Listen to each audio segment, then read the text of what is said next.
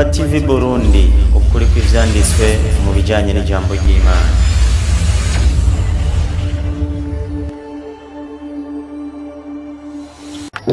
Yesu amaze kuba yuko atamigenda na chochote n'abakristo, Satani atamigenda na n'abakristo, Yesu achaduaruza ububasha bwo gusenda iki dayimoni arizo mwemu na Satani bakozwa. Ikibazo kiraje, ubwo busabane twobukura hehe kandi dufite ububasha bwo kuzisenda?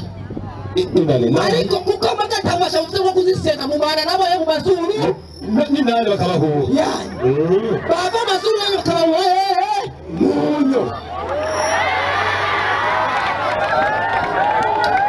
ati nibirangiriye ngaho mwarimu jana nakara gusubusabane ndazaraho ni bazakwigisha neza tugira turabe neza mbega hagati y'abasiramu ni bande reka maze Muhammad we amajini cyangwa amadayimoni amashetani ni inshuti z'abakristo cyangwa ni inshuti z'abayisilamu? 26:29 Qur'ani udutabo kirimo Muhammad ndazi gusoma cyangwa kwandika mwumve Muhammad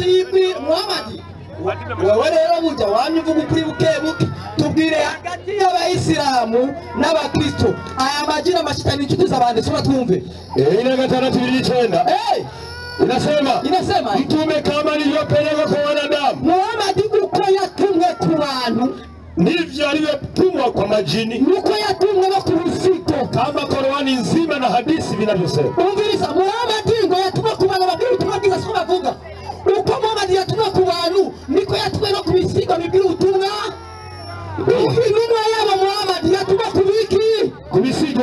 Kumbe ibisigo byatumwe kuri nde? Na Muhammad. Kuko Muhammad yarafite ubucuti n'ibiki? N'ibisigo n'abadayimoni. Bwana niba Muhammad mumwemera ari mwarimu wanyu namaga kuchamukurana n'ibiki? N'ibisigo. Manuka twumve. Inasema havuga gute? Mtume alipowasomea Waislamu binadamu, umunsi wa Muhammad atangura kwigisha Qur'ani rimwe abayisilamu hawakujibu chochote, kuko ari nkandagira bitabo abayisilamu baranirwa kwishona kimwe, lakini majini yakajibu jawabu nzuri. Ariko ibisigo byo Muhammad abibagije bicabyishura neza. Muhammad akasema, Muhammad akaravuga ati ndugu zenu inshuti zanyu wa majini z'ibisigo wamejibu vizuri neza kusumba mwebwe. Muhammad avuze ko ibisigo inshuti z'abandi z'abayisilamu. Reka dusome. Muhammad yavuze ko ibisigo inshuti z'abandi z'abayisilamu. Ibisigo inshuti z'abandi z'abayisilamu. Nina bivuze Muhammad ni moya. Ukaba mumupinga Muhammad ngo ati Muhammad aratubesheye. Bunyosho igitabo kimwe.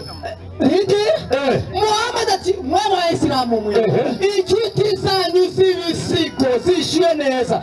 Akabazo ni gato, Adija inshuti yawe Suwena mubavukana na zone muvukana? Muravukana. Inshuti zanyu z'ibisigo zishyuye neza. Wowe inshuti yawe ni giki? Sigo suko Umuyisilamu ni inshuti yiki? Al-Muslim ahul Muslim.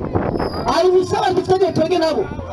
Niye Yesu yavuze ati mw'abakristo mwe inshuti zanyu z'ibisigo hariho.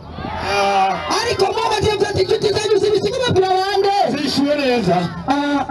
Abayisilamu fayo nimuze kuri Yesu ati kubera iki asili ya majini ubwo rero asili ya majini okay rimbira kwanza mbega mwabisigo mwe inuma yanyu witwa nde? Ulimwengu wa majini.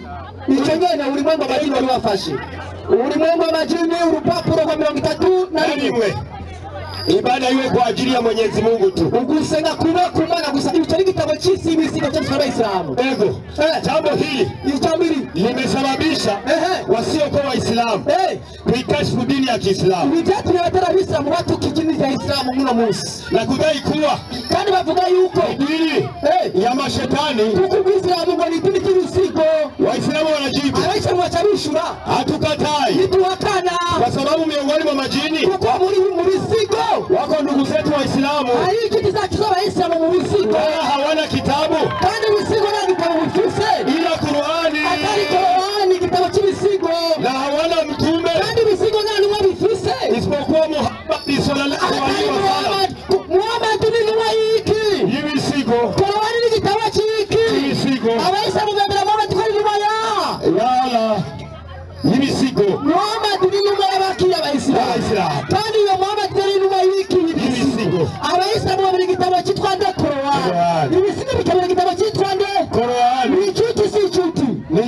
inshuti zanyu z'ibisigo twaramutamena mwarimu bakize inshuti gute tukareba abantu bose mu bimenya abagabo muze mu bahunga nimwe babona muze muri abantu inshuti z'ibisigo twayo abagahunge ati kubera iki asirira amajini 200 asirira amajini ukurasa wa 20 umiriza rongera Muhammad yagiye kurudira satani igihe Yesu yatera shuti satani Muhammad atatireka ndaguige satani nyarusa ni bahati mbaya ni bakaribi kwamba Adamu na Hawa nuko Adamu na Eva hawakufanikisha ni bashoboye gukora ibishoboka kufanya jitihada kuwezea shetani na wanawake. Adamu na Eva byarananiye kubafata satani n'abana bayo babagira abayisilamu kuomba msamaha Mungu na kuwa Waislamu. Adamu na Eva byarananiye kubwira satani akiku Muislamu. Ni Mtume Muhammad tu yule mugabo Muhammad gusa aliyemsilimisha shetani na watoto wake. Ni yafasha satani amuvuziki alimsilimisha shetani na majini.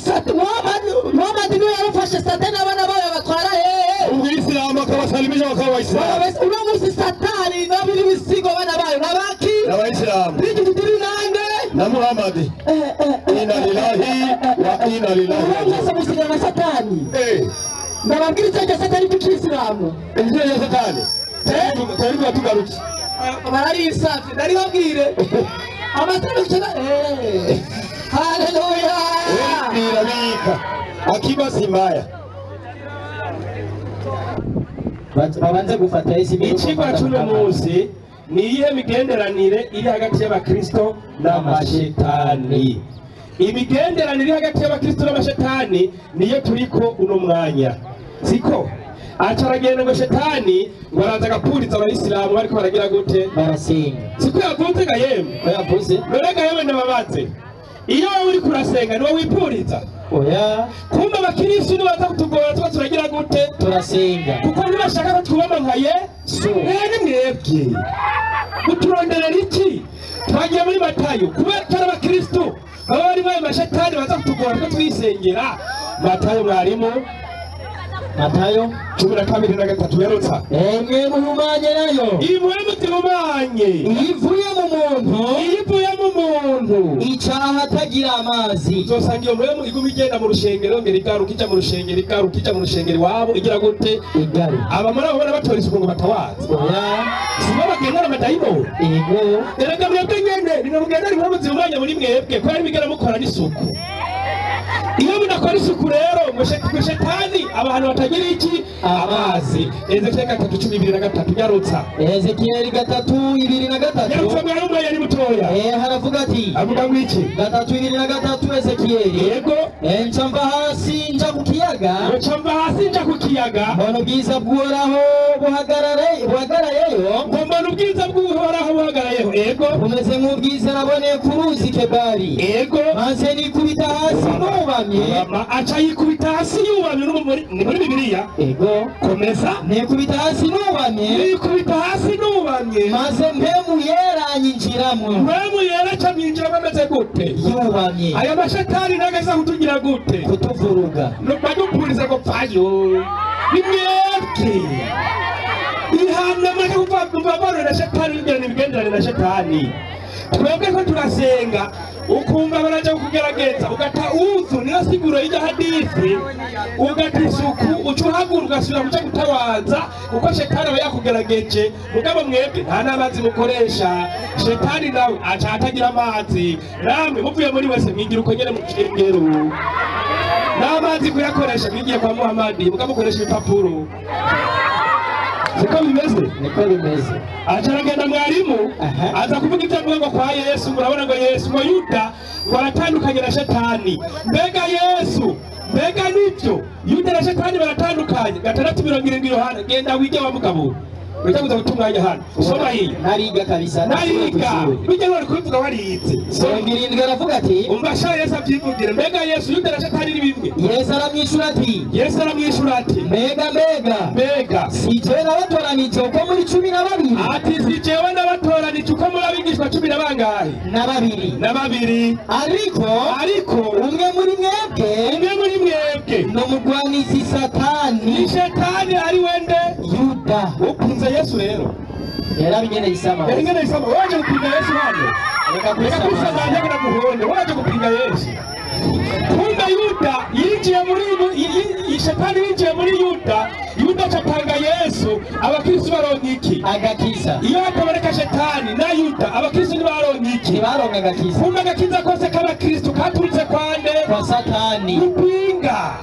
ibi nipingika mwe ntagakiza mugira mwe kakuvanye kwa shetani kwa rafiki yenu aca aragenda mwarimu agera bagiye gukosora mu Petero Yohana 3:9 mwari ngo isinagogi yande ya satani mbega yesu iyi sinagogi ya shetani nawe waragiyeyo Luka 2:16 kane 16 Luka aravuga ati yego ati Nazareti yo yakuriye ku munsi w'isabato Yesu yinjira mu sinagogi kumbe rero uje gukosora Yesu ati Yesu nabo ngo yinjiye mu sinagogi ya shetani kandi nk'uko yamenyereye amagana kwande kwa satani none sinabivutse ariko sarira abahe cyane abivutse imigendera n'abakirisi n'amaki n'amashetani uyu nawe yabonye yuko Yesu yinjira mu sinagogi agiye kuri nazima no kwigisha abantu mugabo yacibona ko Yesu yagenda mu sinagogi yande ya satani kubera uyu n'umugenzi wande wa satani nakunda ko Yesu yigisha ikimba ahubwo yashaka isinagogi ya shetani ni bamwe ni wewe acha aragenda mwarimu acha muri haruye navuyeyo acha Petero Yohana 2:12 ngo karakosora dusomere ukosora iki wewe Ivyahishwe Yohana 2:12 nanya ni kujana tanga umukosore wewe kandi ibyo birakurengeye yego wandikira umumarayika w'ishengero ry'Iperugamo uti ufise inkota ikarishe aravuga ibi yego ngo ndazahuba ahantu ikibanza cyavuzwe twacumbi acha aravuga ati ndazahuba ariho umugwa wa satani hajya nyene irushengero ruri hajya nyene havuzwe izina ariho umugwa wa satani hajya nyene mu rushengero n'umugwa wa shetani uri binaca bituma Yesu yabwiye Petero ngo nakubatse kw'ishengero ryanje mwumvise apinga oya icyo gipinze Yesu yubatse ishengero kuri shetani naco yapinze wewe ntiwajyana ukabyina ukagenda usigura ibyo navuze ubu rero aremeje neza ku rushengero rw'abakristo rwubatswe kuri Petero ariwe satani icyo bashyira ku rushengero umusaraba shetani mwe musigaranye iki ubu kweri musigaranye iki ibi byose je nabibonye nabataha kweri gaha atari umuriro haleluya amen ugutuka agutorera kandi uzosanga umurozi yitunda ati ngo nturi umurozi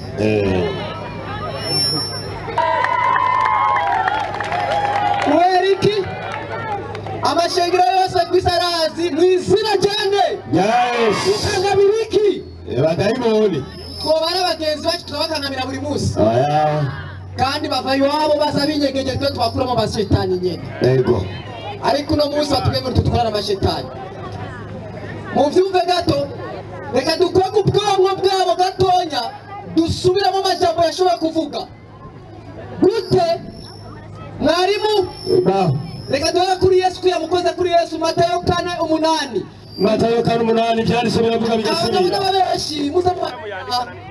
haravuga agasubira avuga gute umugwanizi yongera kumujyana ku musozi uhagaze cyane amwereka ubwami bwose bwo mu isi n'ubwiza bwaho nibyo ati ibyo byose ndabiguha niyo wapfukamira ukasenga buno Yesu aramubwira ati mpako satani tekereza ibi byose niwe wapfukamira ukasenga nagira gute ndabiguha mu yandi majambo satani avuga ati Yesu nutasenga sigira gute sindabiguha iyo Yesu ariko afite ibigenda na satani ari kumeza kondisiyo kugira ngo atangwe kumusenga oya inanilahi jefitani ubusabane na wewe uwo mitegeko kugira ngo ninarikora unyibe icyo kintu niba mfukamira ukasenga ndabiguha kuko na Yesu atasenga satani agira gute uri kurabyumva ama Yesu ishose atari gute ataravuga Yesu ishose atari gute ati mpako satani mpako satani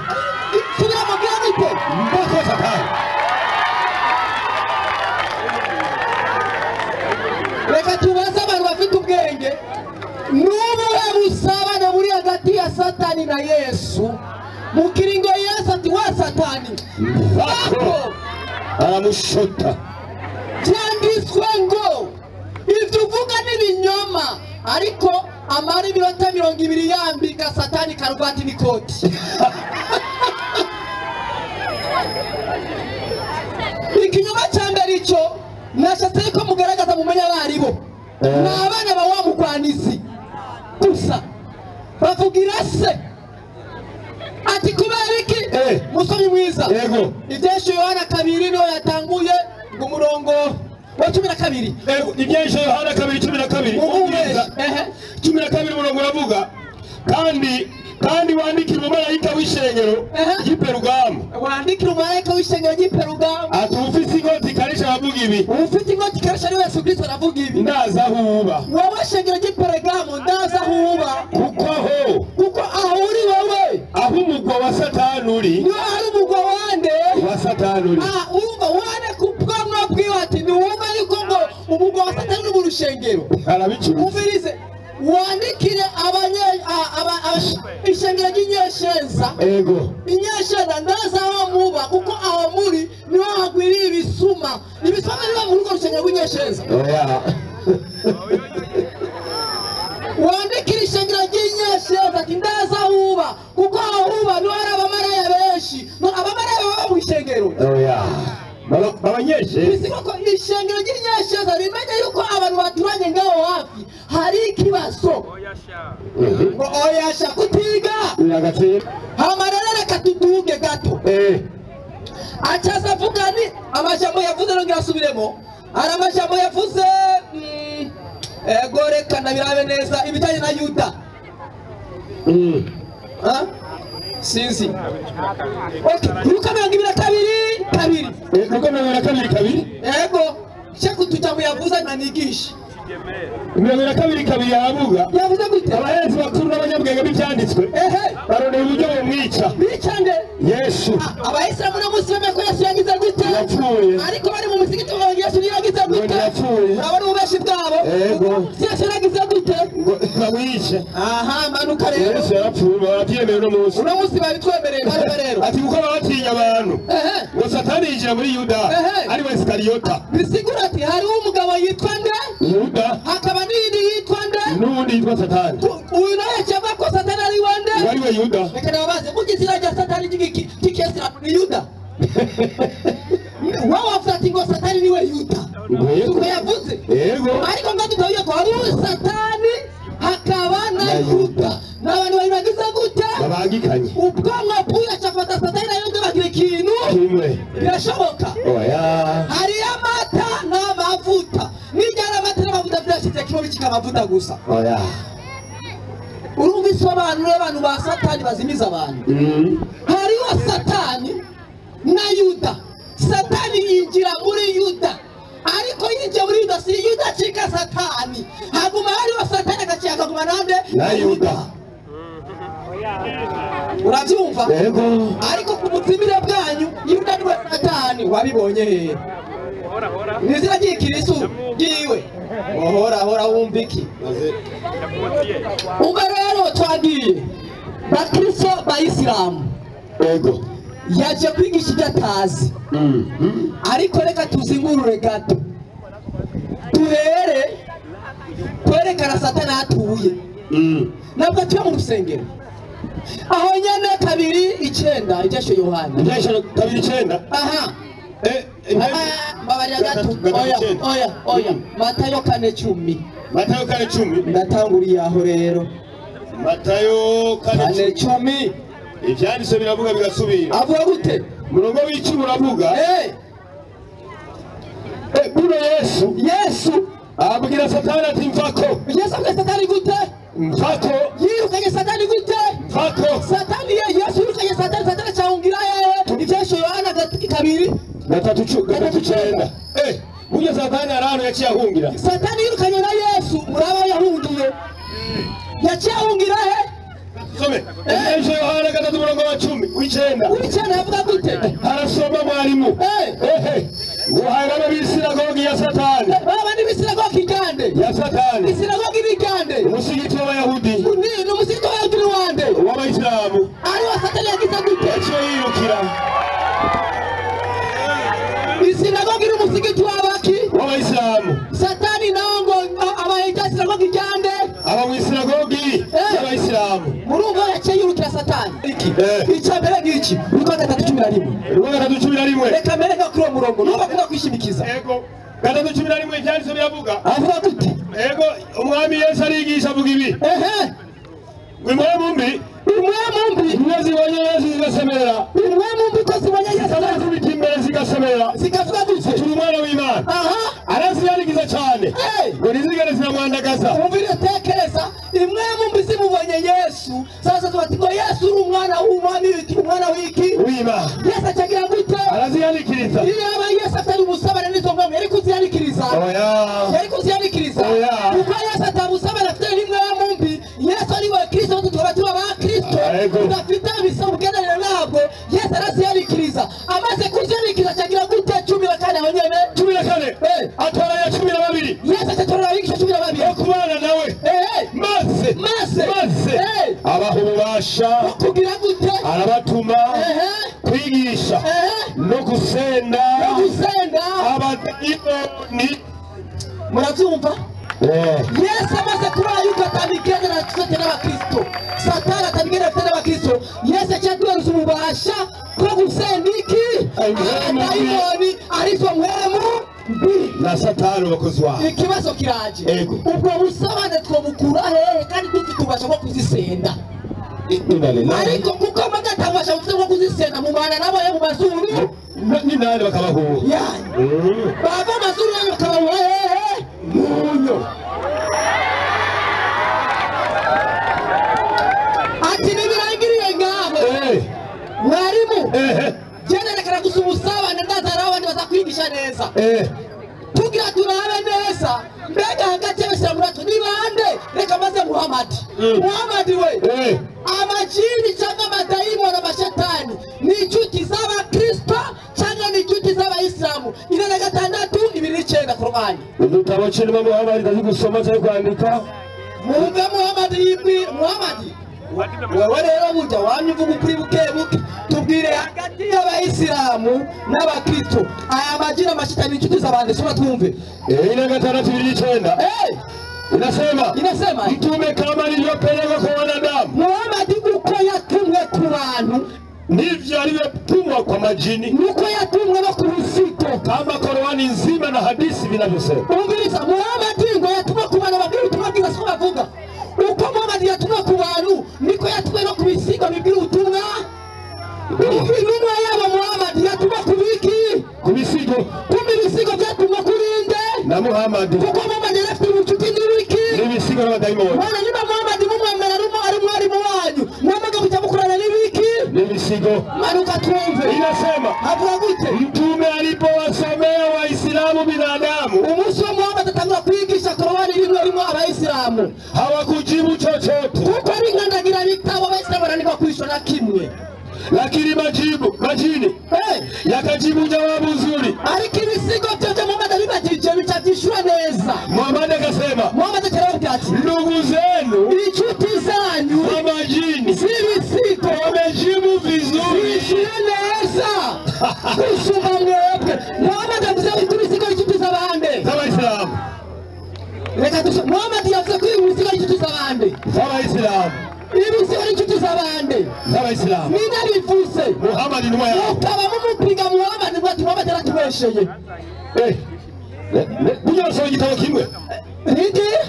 Muhamadi ati mwana wa Islamu mwe inshuti zanyu z'ibisigo zishyuye neza akabazo ni gato atija inshuti yawe Suwena muba muvugana na zone muvukana muravukana inshuti zanyu z'ibisigo zishyuye neza wowe inshuti yawe ni giki sigo suko umuyisilamu ni inshuti y'iki al-muslim ahul muslim arubusaba dufitanye twege nabo niye Yesu yavuze ati mw'abakristo mwe inshuti zanyu z'ibisigo hariho ariko Muhamadi yavuze ati inshuti zanyu z'ibisigo babwira bande zishyuye neza abayisilamu bayo nimuze kuri Yesu ati kubera iki asiriya majini umva asiriya majini okay rindira kwanza mbega mwabisigo mwe inuma yanyu witwa nde ulimwengu w'amajini icyo nyene ulimwengu w'amajini wari wafashe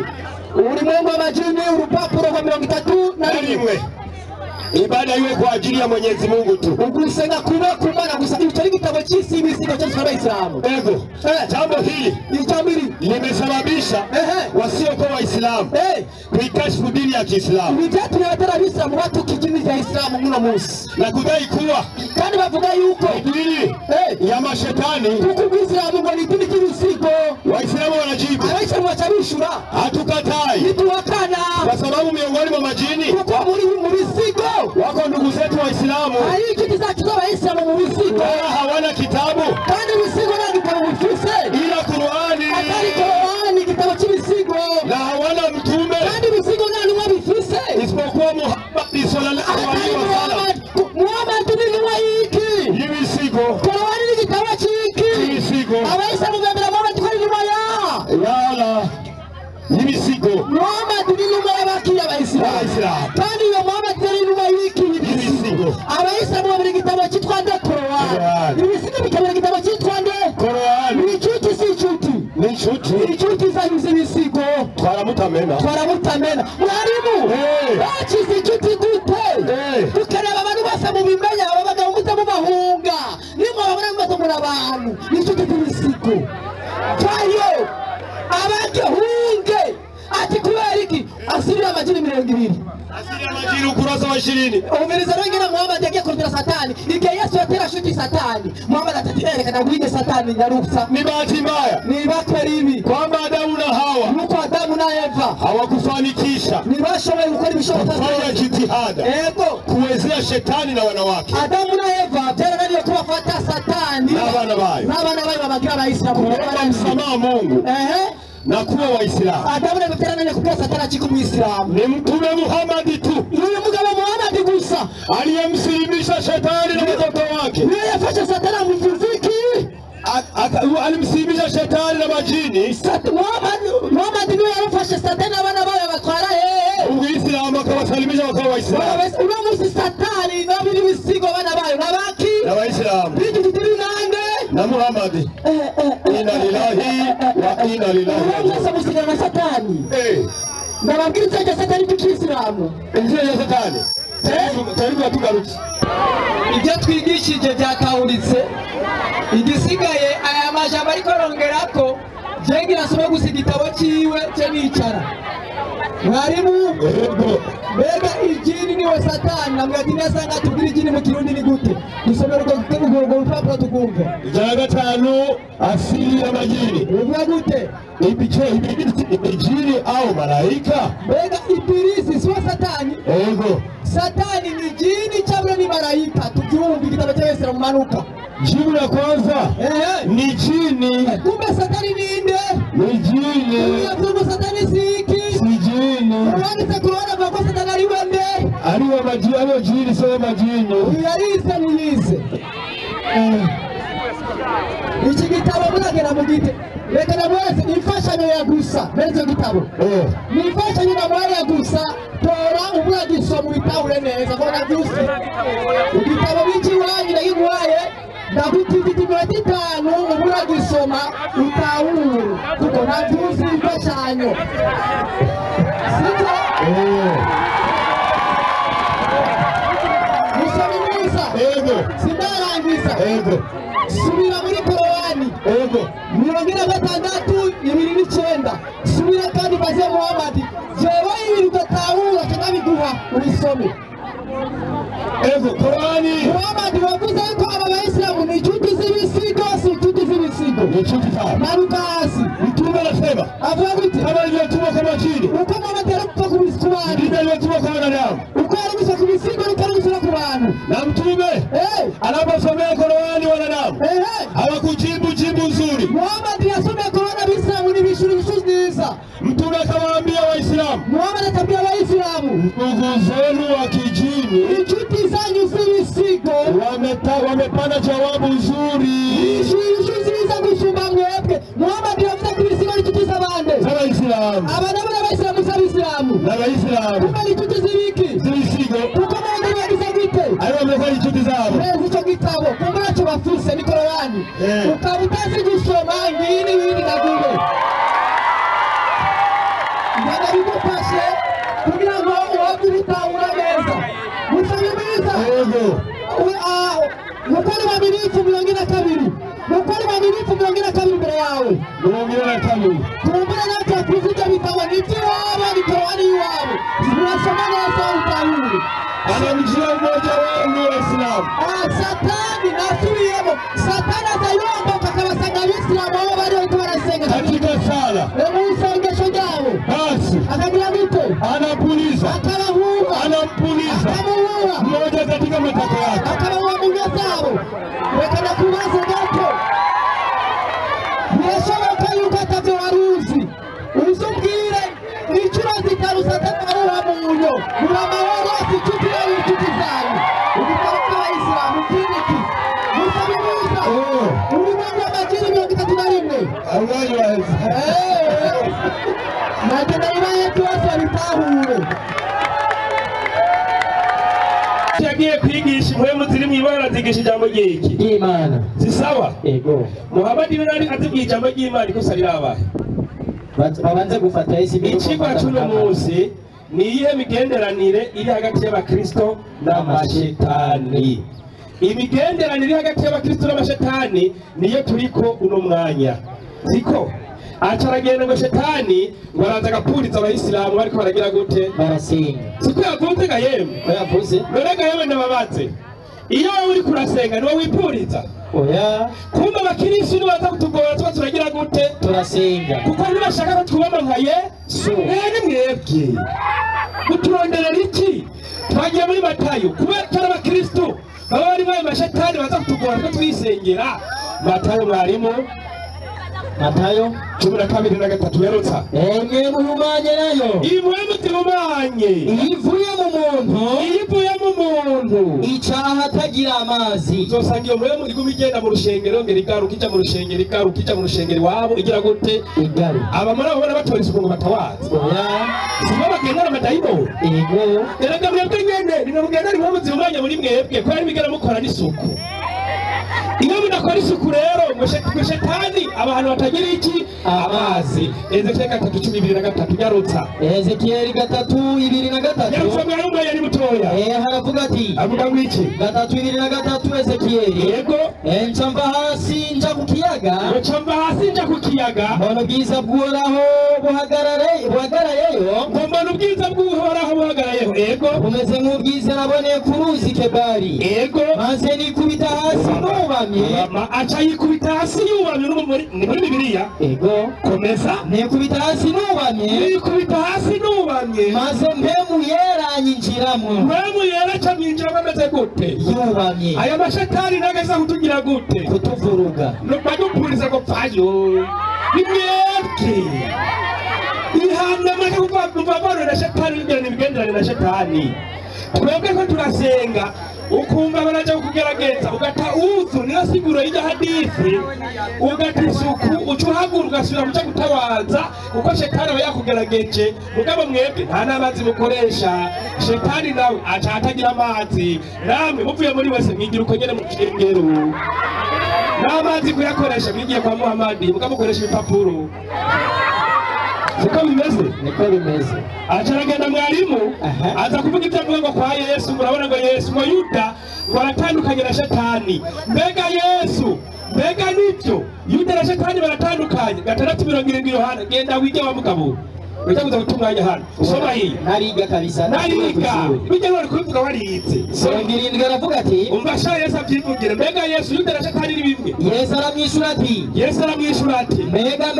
mbega si jewe nabatoranije uko muri 12 ati si jewe nabatoranije uko muri abigishwa 10 na bangahe na babiri ariko umwe muri mwebwe no mugwanizi Satani ni shetani ari wende Yuda ukunze Yesu rero yarabigene isama waje gupinga Yesu hano reka kusanga na muhonde waje gupinga Yesu kumbe Yuda yinjiye muri shetani yinjiye muri Yuda catanga Yesu abakristo baronka iki agakiza iyo hatabareka shetani na Yuda abakristo ntibaronka iki ntibaronka agakiza kumbe agakiza kose k'abakristo katurutse kwande kwa Satani upinga ibi nipingika mwe nagakiza mugira mwe kangifanye kwa shetani kwa rafiki yenu acaragenda mwarimu agera bagiye gukosora mutesho Yohana 3:9 ngo hari ngo isinagogi yande ya satani mbega Yesu iyi sinagogi ya satani nawe waragiyeyo Luka 2:16 kane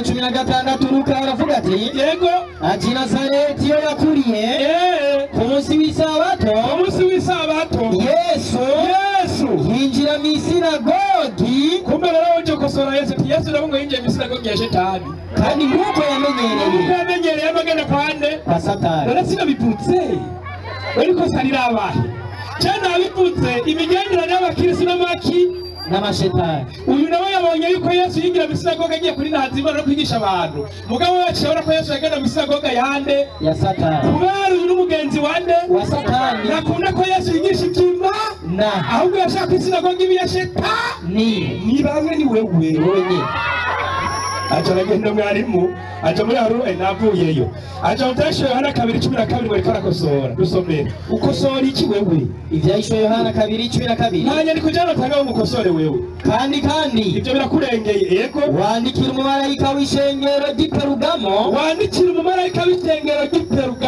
uti ofisi inkota ikarishe aravuga ibi yego ngo ndazahuba ahantu ikibanza cyavuzwe twacumbitse acha aravuga ati ndazahuba ariho umugwa wa satani hajya nyene irushengero ruri hajya nyene havuzwe izina ariho umugwa wa satani hajya nyene mu rushengero n'umugwa wa satani uri ninacho gituma Yesu yabwiye Petero ngo nakubase kwishengero byanje mwumvise apinga oya icyo gipinze wapita Yesu yubatse ishengero kuri satani nacho wapinze wewe niwajana ukabyina ukagenda sigura ibyo navuze yego ubu rero aremeje neza kuri ishengero rw'abakristo kubatse kuri Petero ari wende ariwe satani navuze umusaraba ko ari satani ariko ipfume yakuyavuguruje navuze indirimbo ko ziririmba rero amashatani yavuguruje ntashobora ni induru gusa no kubura ibyigwa yigisha akaja orosije kugira reka abantu ko abantu bagihenge gusa asubire jewe nganje kwigisha mada sinje kuja ku ruhande ikigo cy'amajini kirejo kizanejo yatabuye ubuhonde mpaka kabisa uratumva mwarimu aba rero aba ntacyo banze twumvise ko ibyo bakora byose bafite ibigenderanire nande na satani ibyo kwitwaza Muhammad ushire ku ruhande imari ndana gufitiye twaragwirije tukurihe kabisa imada si Muhammad imada n'abakirisi bigendana n'abashetani mutware mutamena potere ya mari salamu alaykum tabake wa alaykum salam wa rahmatullahi rero Petero na satani ni kintu kimwe uyu mugabo afite ubwonko Petero sizina ego satani sikini kintu ego kabisa Petero satani kintu kimwe nabo abantu bakwiye tubigisha gute turakurutiye icya kabiri ngoye Yesu yarabwiye Ibrahimu iyo batubwira ati yabwiye Ibrahimu zihumanye utakongeyeko ariko reka tugusigurire Petero wa mbere 3:19 wumva ibyo Yesu yakoze reka kuzubesha abantu ego ati nibwo yagiyemo ngo nibwo Yesu yagiyemo abarira impwemu ziri mu ibohero ijambo ry'Imana abarira impwemu ziri mu ibohero ry'Imana nibo izo mpwemu zari mu ibohero bagiye bazitubwira isarizo ningi nibo nibo abantu batumviye izo mpamvu nibo abantu batagize gute batumviye iki batumviye abantu batumviye ijambo ry'Imana kuri Nowa izo mpamvu bari abantu batumviye ijambo ry'Imana igihe cyande niba Yesu yagiye abwiriza iki ijambo ry'iki runaka akaza akabigoreka ngo wowe baciye satani ariko ikibazo ni kimwe ko wavuze yuko ijini atari satani nibaza ngo uratubwira ijini mu kirundi ni gu ijini mu kirundi ni gu abwira impwemu zari mu ibohero nimba impwemu zari mu ibohero zisigura satani kumbe abasatani ni benshi aho rero ko zari impwemu abasatani ni benshi ariko ati abwira impwemu imwe ariko zari impwemu ziri mu ibohero kumbe abasatani ni benshi mu bwenge bwawe bayisilamu murumva bari mu banyu nimba ubwisilamu musirika bari bameze ngaba nk'uyu mugabo karapfuwe karaheze ariko muhora ariko kuba mu bwisilamu bigisha nk'ibi n'umwana w'uwambere atavyigisha ati ngo baririmba bose ngo baririmba abantu bafise iki fata igitabo ca Muhammad na Muhammad yaririmba nawe arafise ibiki igitabo cy'ubuzima bwa Muhammad 305 hajya uturabire Muhammad aririmba yaririmbye ibiki yavuze ati ngo baririmba babuze mwe mwambi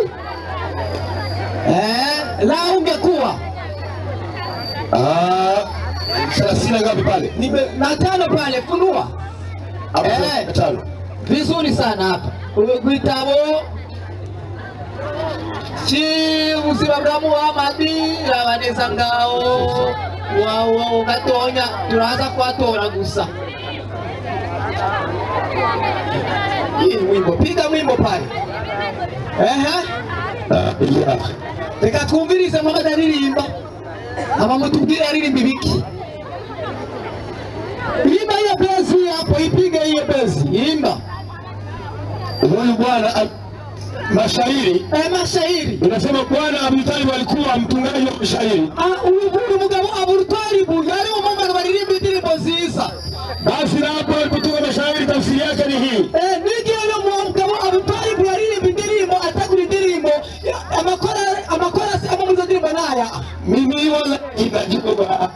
Mimi yako ni ya kweli. Ili ndio nachele maneno ya mafizi.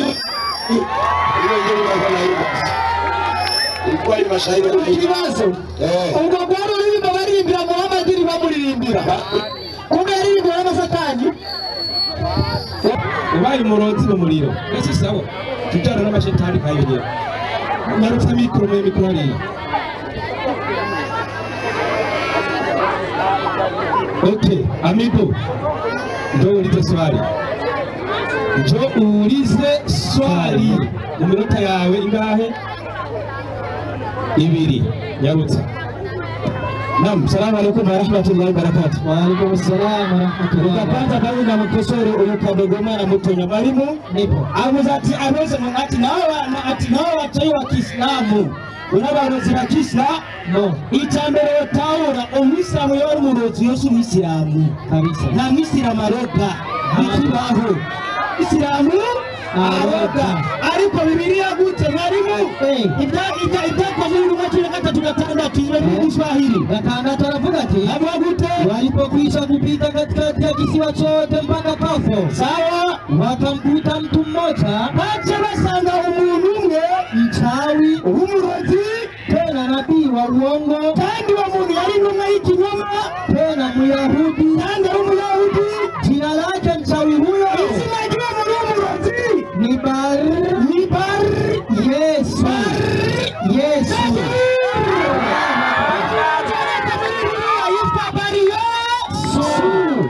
Bibiliya nerekana abarozi mubwise n'abarozi abonekayo. Swali sasa ngiye kukibazo mwarimu. Yuda Petero yabaye nde Satani. Yuda yinjiramo na Shetani. Yuda atanga Yesu abakristo bagirane baronagakiza baronga icungu baracungurwa. Ikibazo gihari ikiba kivuga ati ibintu bwo bushuti cyangwa imigendanire iri hagati y'abakristo n'amashetani. Ikibazo niba by'ukuri abakristo hata imigendanire bafitanye n'amashetani byoshoboka gute ngo Satani yinjire muri Yuda abakristo baronye ugucungurwa? Ikibazo iki muze mwishuri hano akabazo muze mwishuri Choromukonye sinja kwigisha ni muri Luka 2:2 Shetani yinjiye muri Yuda atanga Yesu acungura abakristo. Niba atabigenderanira bifitaniye byagenze gute ngo Shetani acungure abakristo biciye kuri Yuda? Kibazo ni iki batamucumbikanye. Mwarimu somera wenyene 2:3 2:2 yego kandi raba ukuboko kwiyungura uri kumwe nanje ku meza uri kumwe nanje ku meza mukuru umwana w'umuntu mukuru umwana w'umuntu aragenda nk'uko byashinzwe. Yesu ati ukuboko kumwe kuri kumwe nanje kandi umwana w'umuntu bikaba bigera nk'uko byagize gute byashinzwe kandi byarashinzwe ko azagira gute azogugwa ariko uwo muntu amugura azobona ibara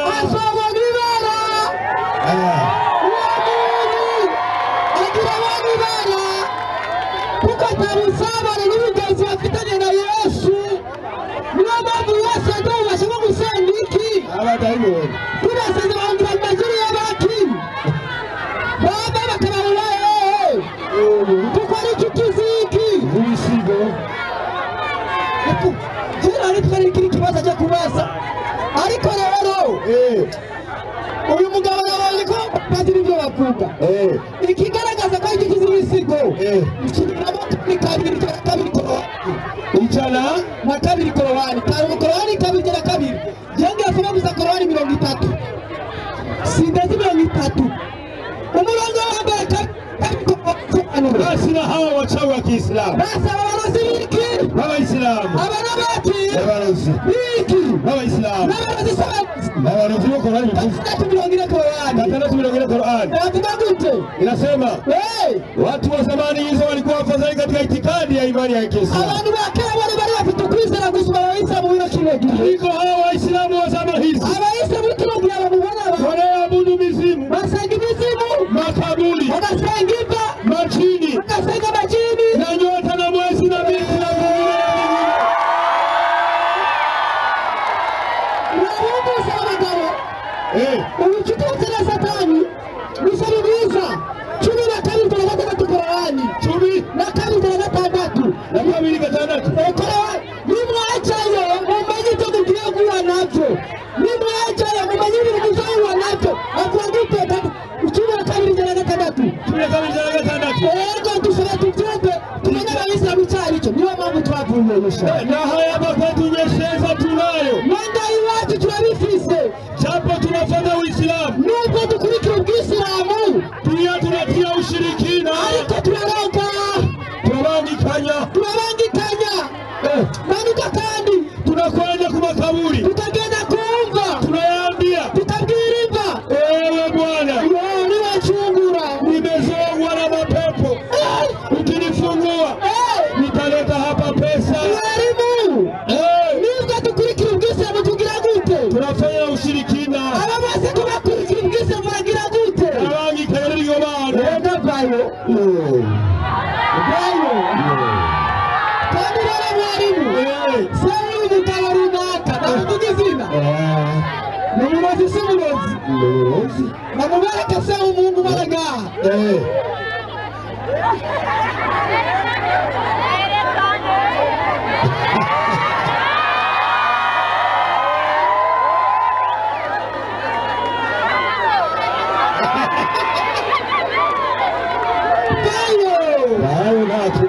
nakiriya n'ubusa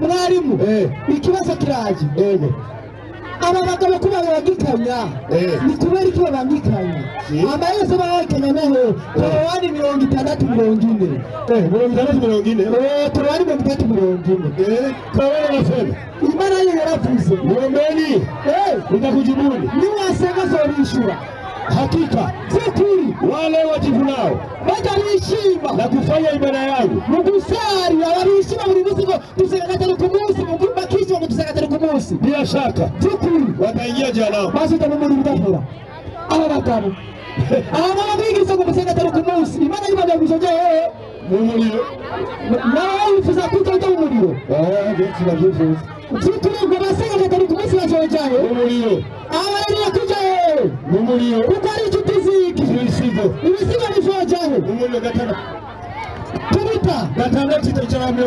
26 gatandatu Qur'ani unigwiye wese ibisigo irimo nawakumbushe kandi n'ikigabo cyari biki wakumbushe siku watakapokusanya majini wote umunsi bazokwegeranya ibisigo byose Mwenyezi Mungu awaambie Imana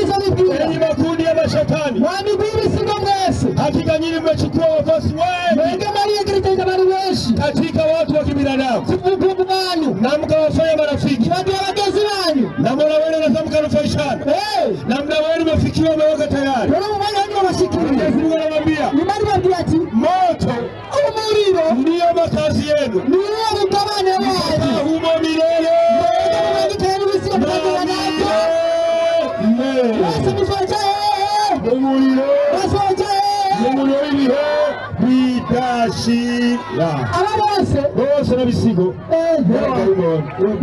bayo ingana mfata telefone bayo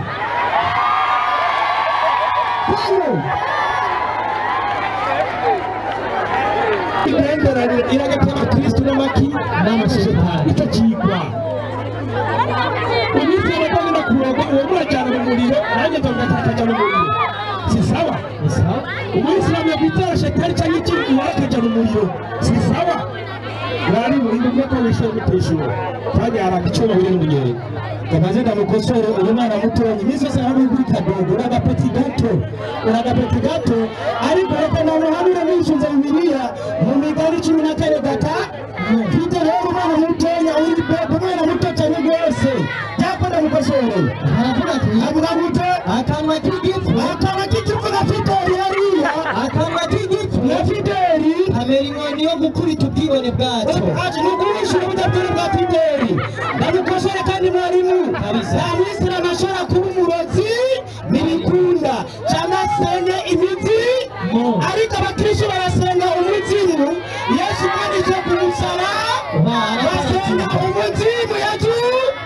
n'abakristo cyangwa kababesha mu bose umuzimu umunani kabiri Qur'ani hakika waislamu wa kweli ni wale ambao anapotaka Mwenyezi Mungu nyoyo zao uchafu imitume yao yuzu ubwoba na wanaposomeza Mwenyezi Mungu wazidishia imani kuzora wazi harushiza upendera kwao na wanamtegemea Mwenyezi Mungu tu basi hawa Waislamu hawana kuabudu mizimu inachora kusema wala pango wala mashetani wala mengineyo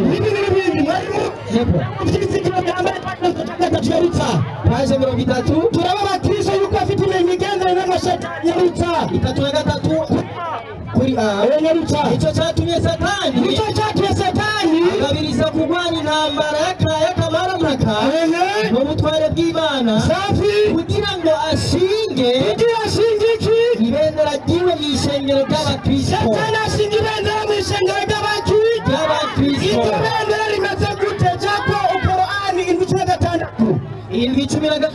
mu Qur'ani imuzara basirani bwano akisiramu bari indwi 16 Yerusalemu haravuga ati satani itandao fanya vizuri marini bahagaritse iminota gira ibyuma hineza hari ikibyuma mugeneza bica avuga gute satani vuga iti satani avuga gute kubera ko wamvumye nanje satani zobategera abantu bari mu nzira yawe igororotse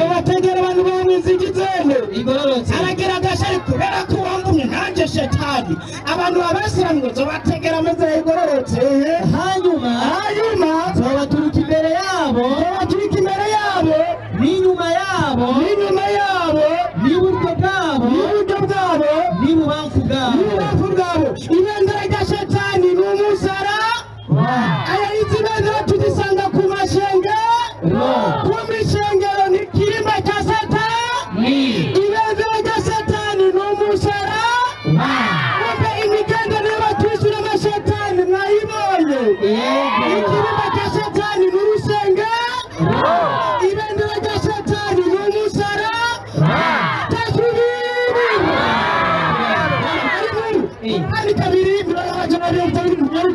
Ari kabiri majana Shaki Bakara, Zesa 57. Yarucha. Zesa 57. Shaki Bakara. Wala Allah. Niwe umwagarikizi wa bendera. Safi kuko eti imani muhamuri zo bendera abasilamu kuko abakura mu mijima akabasara mu muco. Imani dukura mu kisi katujya mu Isilamu abahakanyi nabo umurinzo bakafiri abakunzi babo cyangwa abarinzi babo ni amashetani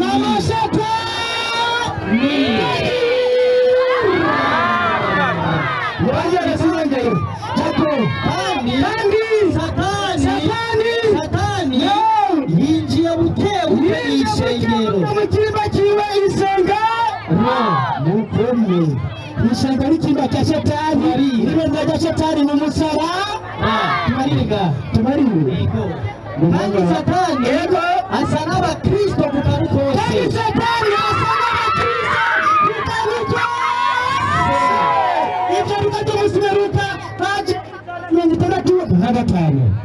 bagende babisoma igitabo cy'abadiva Yeremiya yarabicaye agakoze nabo bene ibanga kumbe ibendera ry'abakirisitu riri mu rushengero rya shetani kabisa urakoze imigenderanire iragati y'abakirisitu n'amashetani icyo kigwa iminsi y'abatagenda kuroga uwo murajyana mu muriro nanjye nzamugataja mu muriro si sawa umuyisilamu yakwitera shetani cyangwa ikindi iwara akajya mu muriro si sawa bari mu bintu byo koresha guteshura kandi harakana n'abagusamaje cyane wewe mwenye kiti wewe ndaga mwenye kiti ingo kagusha na bado haranyerera tori cyuma buri munyeyi kabaze ndamukosoro uyu mwana mutonyi misose hamwe kuri kadogo uragapeti gato ariko reka nawe hamwe n'ishinze Bibiliya mu migani 14 gata Vita leo mwana mutonya uri bebe mwana muto cyane rwose yakunda mukosoro avuga muto akanwa k'igifu na Fideli hariya akanwa k'igifu na Fideli ameringo niyo gukubita ubwibone bwacu ati nugurisha ubudabwire bwa Fideli ndamukosora kandi mwarimu abisira amashora kuba umurozi ntibikunda cyangwa senye imizi ariko abakristo barasenga umuzimu Yesu mwanditse ku musara basenga umuzimu yagize n'abakristo cyangwa babesha mu bose umuzimu ubunani kabiri Qur'ani hakika waislamu wa kweli ni wale ambao anapotaja Mwenyezi Mungu nyoyo zao uchagofu imitume yao yuzu ubwoba na wanaposomeza Mwenyezi Mungu wazidishia imani na wanamtegemea Mwenyezi Mungu tu basi hawa waislamu hawana kuabudu mizimu wala pango wala mashetani wala mengineyo Paje 3 turaba Kristo yuko afite imigenda n'amashetani itatu na gatatu kuri wenyaruca icyo cyatumye satani agabiliza kugwana intambara y'akamaramaka mu butware bw'Imana safi kugira ngo ashinge ibendera ryiwe mu ishengero ry'abakristo satani ashinga ibendera mu ishengero ry'abakristo iryo bendera rimeze gute jako Qur'ani 16 mu Qur'ani imuzahara basirani bwano abasiramu bari mu indwi 16 Yerusalemu haravuga ati satani itanda wafanya vizuri marini bahagaritse inyota gira ibyuma neza hari icyuma mugeneza bica avagute satani vugiti satani avagute kubera ko wamvumye nanje satani bategera abantu bari mu nzira yawe igororotse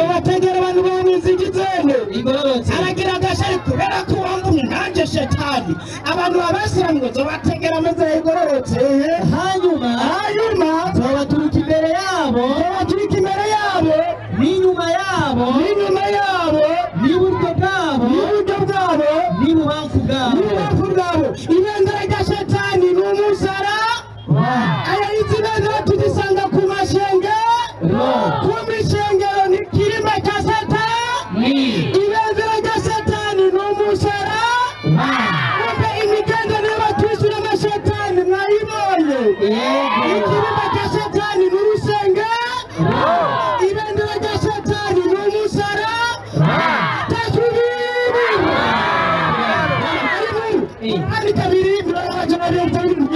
Qur'ani kabiri Shati Bakara, Esa 57. Yarucha. Esa 57. Shati Bakara. Wala Allah. Ni wewe mwagarikizi wa bendera. Safi. Kuko. Eti imani mu bamurizo bemera abasiramu kuko. Abakura mu mijima atabakara mu muco. Imani dukura mu kisi katujya mu Isilamu. Abahatani nabo. Umurinzo bakafiri. Abakunzi babo cyangwa abarinzi babo. Ni amashetani.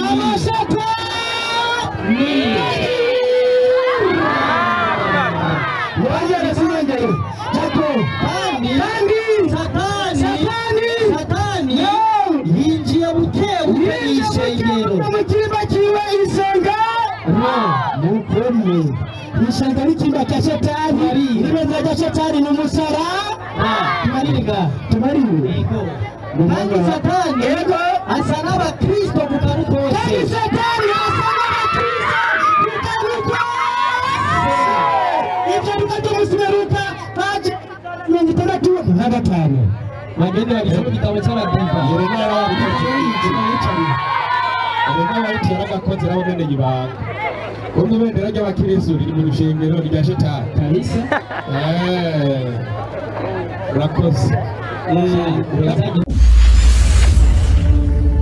TV Burundi ukuri kw'ivyanditswe mu bijanye n'ijambo ry'Imana.